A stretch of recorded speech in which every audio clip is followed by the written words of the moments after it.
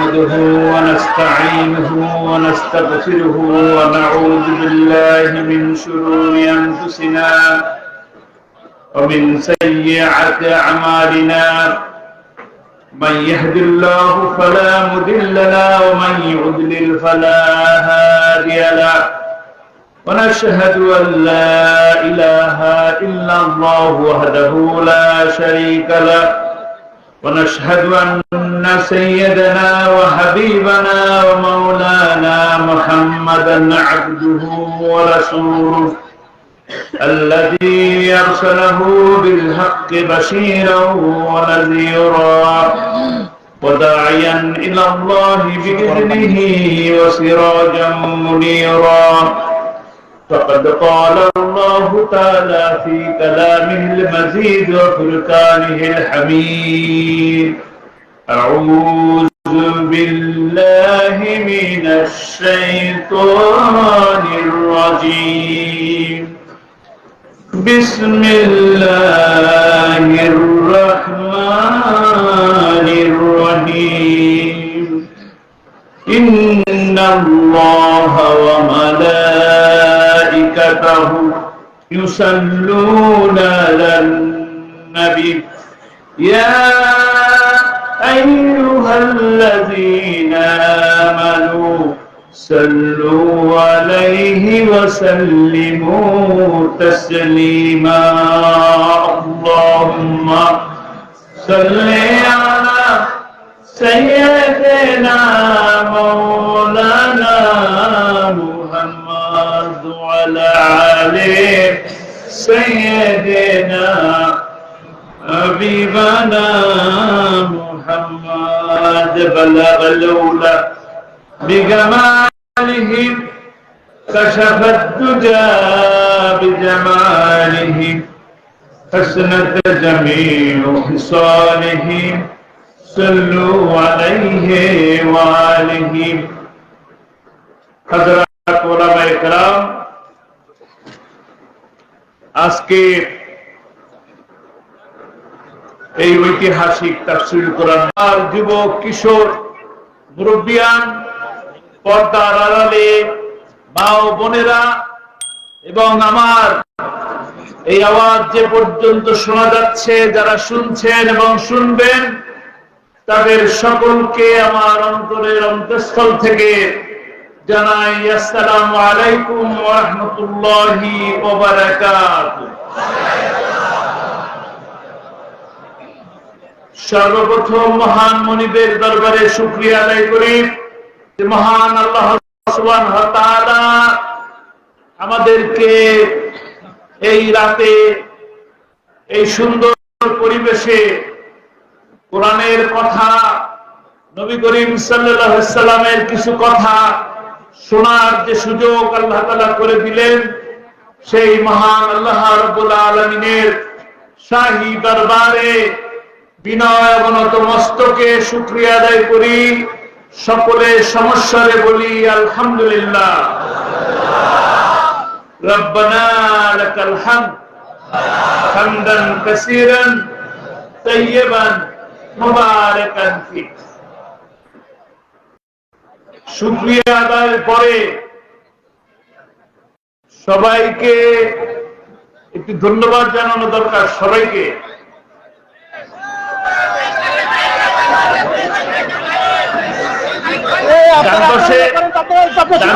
সমস্যা কি?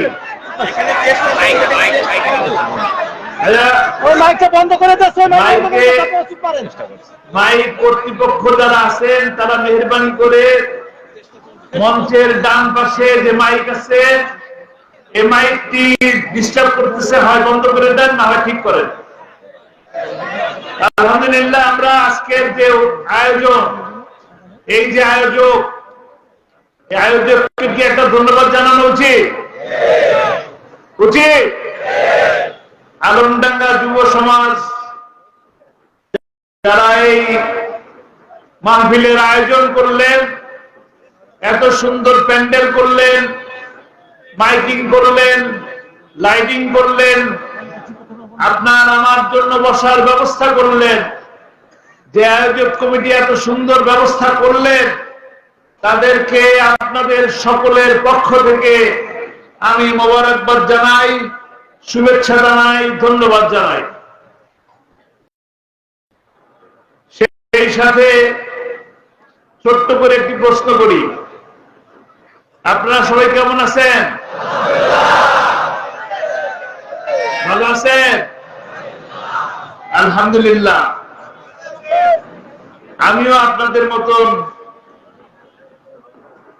আল্লাহ রাব্বুল আলামিনের দরবারে শুকরিয়া আদায় করি।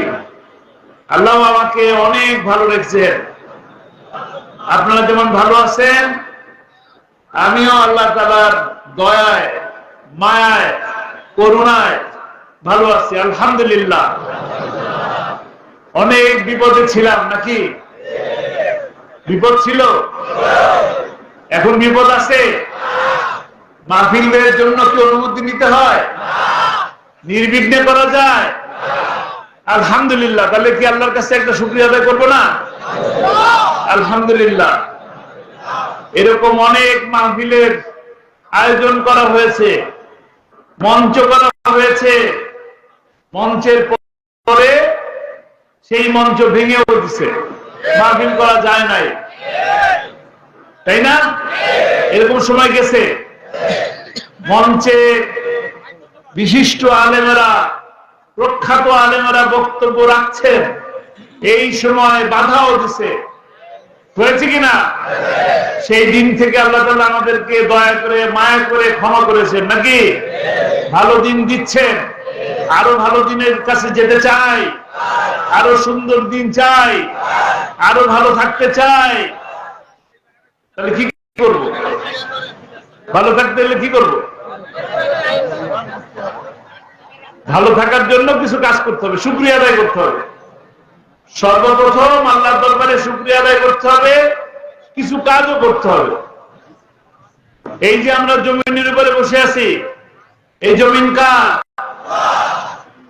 আমাদের এই যে দুইটা হাত দিয়েছে, পা দিয়েছে, দুইটা চোখ দিয়েছে, কার? কে দিয়েছে? এত সুন্দর পৃথিবী দেখি, এই সুন্দর পৃথিবী কে বানিয়েছে? এই পাহাড়, এই নদী, এই সমুদ্র কে বানিয়েছে? এই আকাশ, এই বাতাস, যে বাতাসের জন্য আমরা জীবিত আছি, অক্সিজেনের জন্য, কে দিচ্ছেন?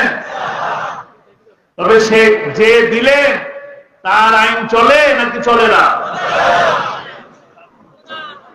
চলে না। চলে? চলে না বলেই অশান্তি।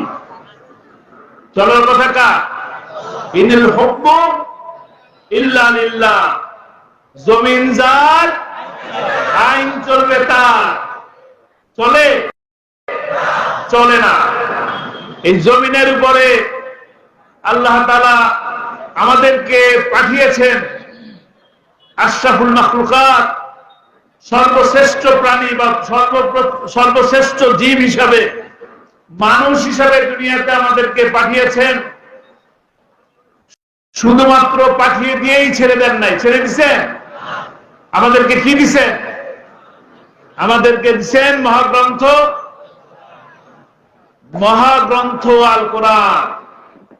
এই মহাগ্রন্থ আল কোরআন কি বলতেছে? মহাগ্রন্থ আল কোরআন প্রথমেই বলতেছেন আলিফ লাম মিম, তারপর কি? যালিকাল কিতাবু লা, মানে কি? এই কিতাব নির্ভুল, নির্ভেজাল। কাদের জন্য? মুত্তাকিদের জন্য, যারা আল্লাহ আলোর পথ দেখিয়ে দেয়। এই কোরআন আমাদের জন্য কি করবে? আলোর পথ দেখিয়ে দিবে। আলোর পথ দেখিয়ে, আলোটা কি? আলো কি? আলো হলো সমাজে যত ধরনের অশান্তি আছে, সমাজে যত ধরনের দুর্নীতি আছে, সমাজে যত ধরনের বৈষম্য আছে, সমস্ত কিছু দূর করে একটি ইনসাফ ভিত্তিক সমাজ গঠন, কল্যাণমুখী একটা সমাজ গঠনের নামই হলো দ্বীন, এবং সেটাই হলো আলো। নাকি? বোঝা গেছে? এখন আমরা যদি আজকে এই আলমডাঙ্গা থেকে খুলনা হয়ে সুন্দরবনের দিকে যাই, সুন্দরবন কি? জঙ্গল। সেই জঙ্গলের মধ্যে যদি বেড়াতে যায় তাহলে কি আমরা ওই রাস্তা চিনবো? জঙ্গলের মধ্যে গেলে কি আবার ফিরে আসতে পারবো? যাবে, ফেরা যাবে? ফিরতে হলে কি করতে হবে? আমাদের একটা গাইড দিতে হবে, ভালো গাইড, যে গাইড আমাদেরকে রাস্তা দেখাই দিবে। এই রাস্তা, এই যে গাছের ফাঁক দিয়ে ছোট ছোট যে রাস্তা গেছে, এই রাস্তা দিয়ে ভিতর দিয়ে ঘুরে আমরা লুকায়া ছুটায়া হরিণ দেখলাম, বাঘ দেখলাম, বাঘের আক্রমণ থেকে বেঁচে গেলাম, তারপরে আবার ফিরে আসলাম। নাকি অনেকে বাঘ দেখার জন্য যান না, হরিণ দেখার জন্য যান না? তাহলে এই যে দেখার জন্য গেলেন, ফিরে আসার জন্য একজন সুন্দর গাইড দরকার, যিনি এই রাস্তা চিনেন। আর যদি না চিনেন, একা একা যান, তাহলে কি করবেন? জঙ্গলের মধ্যে আমরা কি করব? হারিয়ে যাব। হারিয়ে গেলে কি বিপদ হবে? যে বাঘ দেখতে গেলাম আনন্দের জন্য, সেই বাঘ কি করবে? আক্রমণ করবে, কামড়িয়ে কামড়িয়ে খাবে। তো বাঘের খাদ্য হব নাকি আনন্দ করে দেখে চলে আসবো? কোনটা? এই দুনিয়াও একই রকম। পথ যদি চেনা না থাকে, পথ যদি জানা না থাকে, তবে এই বিপদ আমাদের মধ্যে এসে পড়বে। পরে কিনা এই বিপদ? পরে। দেখেন, 28শে অক্টোবরে লগি বৈঠা দিয়ে মানুষকে হত্যা করা হয়েছে, হয়েছে কিনা? কোরআনের শাসন অথবা ন্যায় বিচার নাই বলেই ওই দিন যে হত্যা করা হলো, রাস্তার উপরে সাপের মতন পিটিয়ে পিটিয়ে হত্যা করে তারপরে নৃত্য করা হয়েছে, অথচ বিচার হয় নাই। কোন কি বিচার হয়েছে? বিচার হয় নাই। বিচার হয় নাই কারণ আমরা আলোর ভিতরে নাই, আমরা অন্ধকার সমাজের মধ্যে আছি। আইনের প্রয়োগ নাই। আইনের প্রয়োগ থাকলে আজকে ওই দিনের যদি বিচার হতো, তাহলে 25শে ফেব্রুয়ারিতে 57 জন সেনা অফিসারকে এইভাবে নিহত হতে হতো না। ভুল বললাম? পথ আমাদের জানা নাই। পথ যদি জানা থাকতো, আজকে যদি কোরআনের ছোট্ট একটা আইন যদি আজকে বাংলাদেশে প্রচলিত থাকতো, চুরি করলে হাত কাটা যাবে, প্রকাশ্যে হাত কাটা যাবে, একজন দুইজনের যদি এই শাস্তি দেখানো যেত, বাকিরা চুরি করার সাহস পেত? নেতারা এসে বলে না ভোটের আগে যে আমরা জয়ী হতে পারলে, ক্ষমতায় যেতে পারলে বাংলাদেশকে মালয়েশিয়া বানায় দেবো, সিঙ্গাপুর বানায় দেবো। বলে, আপনার কি সিঙ্গাপুরে আছেন নাকি? কোথায় আছেন? কিন্তু নেতারা কোথায়? নেতারা বেগমপাড়ায়। কোথায়? বেগমপাড়ায়। কারণ আপনার আমার টাকা, ব্যাংকের টাকা, শেয়ার বাজারের টাকা, রেমিটেন্স পাঠানো সেই টাকা কোথায় গেছে? বেগমপাড়ায়। আর নেতারা কোথায়? কে কে জানি কোথায় গেছে? হ্যাঁ,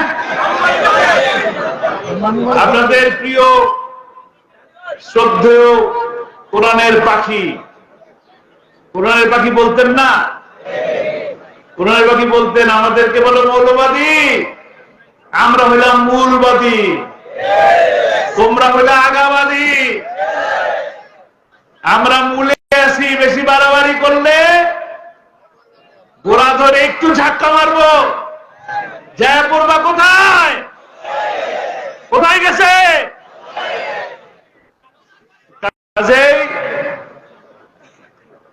কাজেই আলোর পথ আমাদেরকে দেখতে হবে। আমরা 4 জন 5 জন 10 জন মিলে ঘরের মধ্যে বসে বৈঠক করতাম, কোরআনের আলোচনা, দর্সুল হাদিস, দর্সুল কোরআন। কিন্তু আমাদেরকে কি বলা হতো? আমরা কি পালাইছি? কোথাও পালাই গেছি? পালাই নাই। বারবার গ্রেফতার হয়েছি, পালাই নাই। পালায় কারা?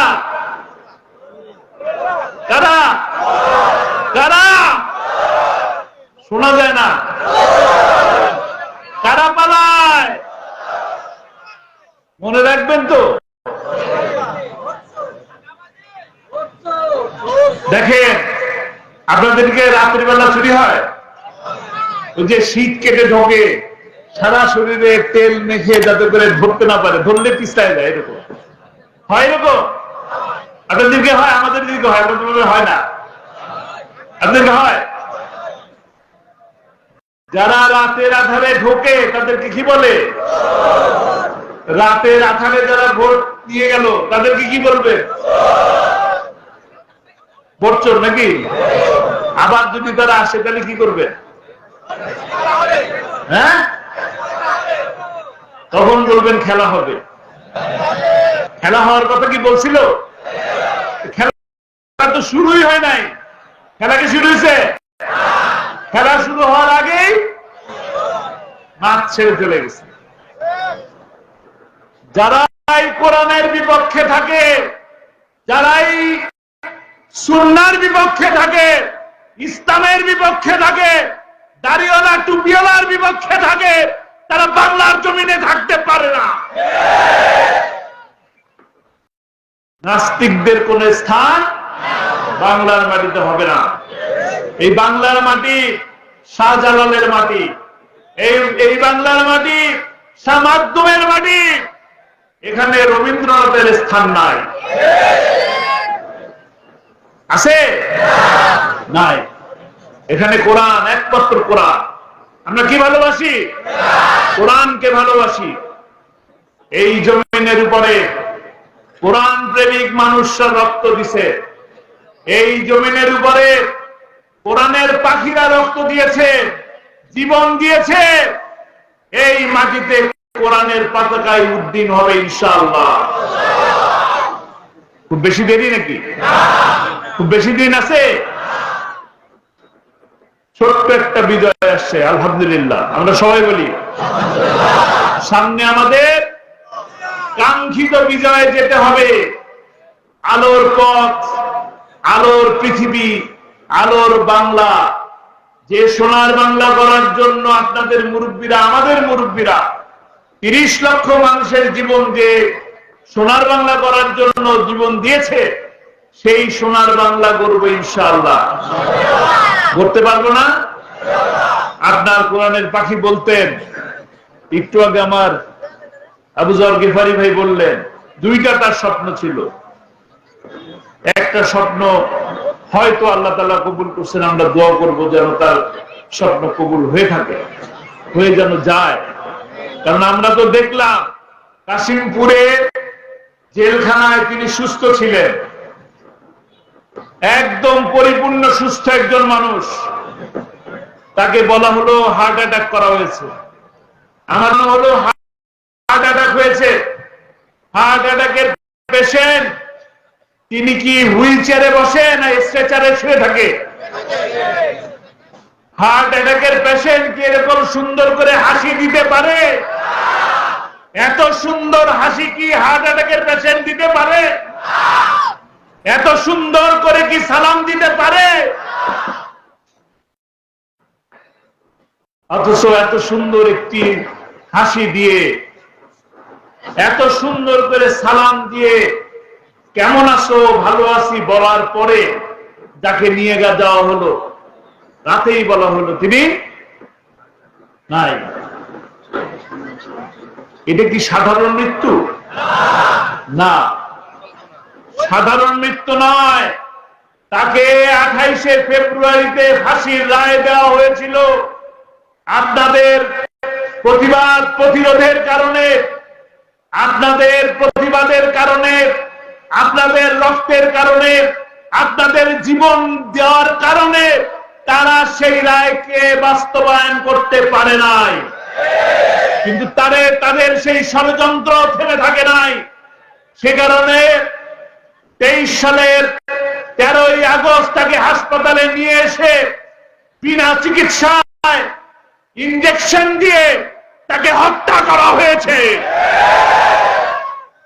আমরা সেই হত্যার বিচার চায়, সেই হত্যার বিচার এই বাংলার মাটিতেই হবে ইনশাআল্লাহ। বিচার চান না? বিচার চান? আমরা সেই বিচার করব তার স্বপ্ন বাস্তবায়নের মাধ্যমে। কি স্বপ্ন ছিল তার? দ্বিতীয় স্বপ্ন। তার দ্বিতীয় স্বপ্ন ছিল কোরআনের রাজ বাংলার মাটিতে প্রতিষ্ঠা করা।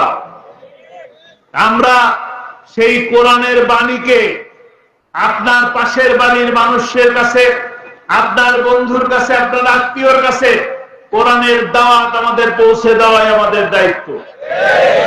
এই দেশটা যদি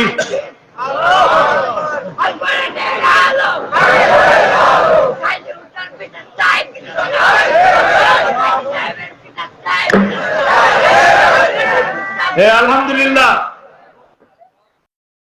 কোরআনের দাওয়াত আমাদেরকে প্রতিটি বাড়িতে বাড়িতে পৌঁছে দিতে হবে।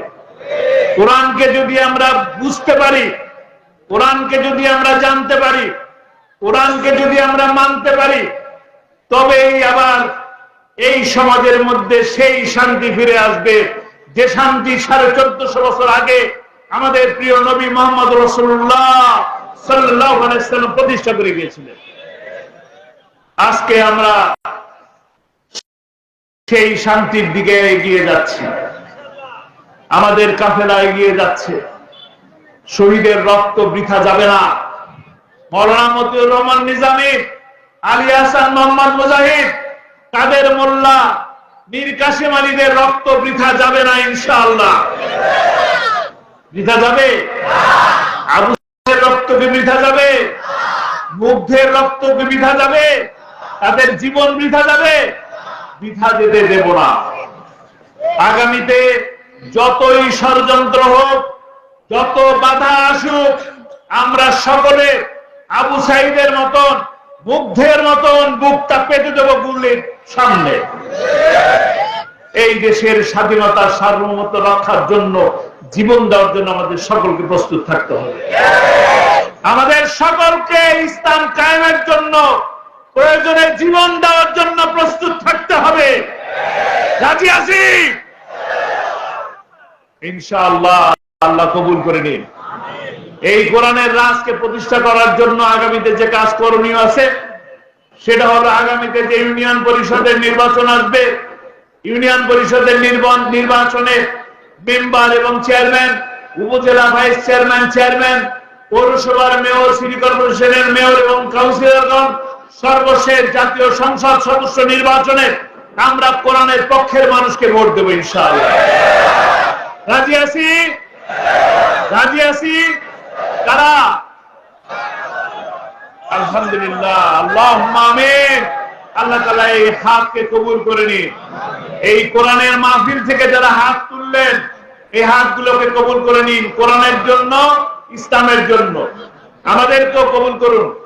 আমরা যারা কথা বলি, তারা যেন যে কথা বলি সেই অনুযায়ী কাজ করার তৌফিক আল্লাহ তাআলা আমাদেরকে দান করুন। শুধু মুখে মুখে বলে গেলে হবে না। কোরআনের পাখিকে ভালোবাসেন? কেন ভালোবাসেন? কোরআনের কথা বলতেন, তাই তো? তিনি শুধু কোরআনের কথা বলতেনই না, তিনি কোরআনের কথা বলতেন, সাথে কোরআনকে মানতেন। কোরআন অনুযায়ী জীবনকে গঠন করেছিলেন, নয়তো জেলে থাকা লাগতো না। অনেক সুযোগ সুবিধা তিনি পেয়েছিলেন, অফার পেয়েছিলেন, বড় বড় অফার, বড় বড় সুযোগ, কিন্তু তার ঈমানকে কেউ কিনতে পারে নাই। তার ঈমানকে কিনতে পারা গেছে? কিনতে পারা যায় নাই। কাজেই আমরা তার মতনই ঈমানদার হব, তার মতনই ইসলাম প্রেমিক হব, তার মতন করেই কোরআনকে ভালোবাসবো। আজকে যদি আমরা ওইভাবে কোরআনকে ভালোবাসতে পারি, কোরআনকে ধারণ করতে পারি, কোরআনকে লালন পালন করতে পারি, তবে এই বাংলাদেশের মধ্যে ইনশাআল্লাহ শান্তি প্রতিষ্ঠা হবে। আমরা সেই শান্তি প্রতিষ্ঠার জন্য এগিয়ে যাচ্ছি। আল্লাহ তাআলা আমাদেরকে সেই কাঙ্ক্ষিত বিজয়, কাঙ্ক্ষিত সুযোগ আল্লাহ তাআলা দয়া করে আমাদেরকে দান করুন। আমরা যেন কোরআনের পথে থেকে কোরআনের পথে থেকে কোরআনকে বুঝে কোরআনকে মেনে কোরআন অনুযায়ী জীবনকে গঠন করে কোরআন দিয়ে সমাজ গঠন করার সুযোগ আল্লাহ তাআলা দয়া করে দান করুন। আমিন, আল্লাহুম্মা আমিন। আল্লাহ তাআলা আমাদেরকে যা বললাম সেই অনুযায়ী চলার এবং বোঝার,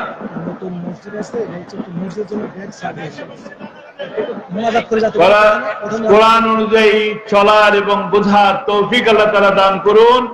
সেই সাথে আপনাদের কাছে আরজ থাকবে, আপনারা রাধিকাগঞ্জ জামে মসজিদ নতুন একটি মসজিদ তৈরি হচ্ছে খুব শীঘ্রই। আপনারা নিশ্চয়ই জানেন, নাকি জানেন না? জানেন? যদি জেনে থাকেন তবে সেই মসজিদে আপনারা মসজিদে সাহায্য করবেন, সহযোগিতা করবেন।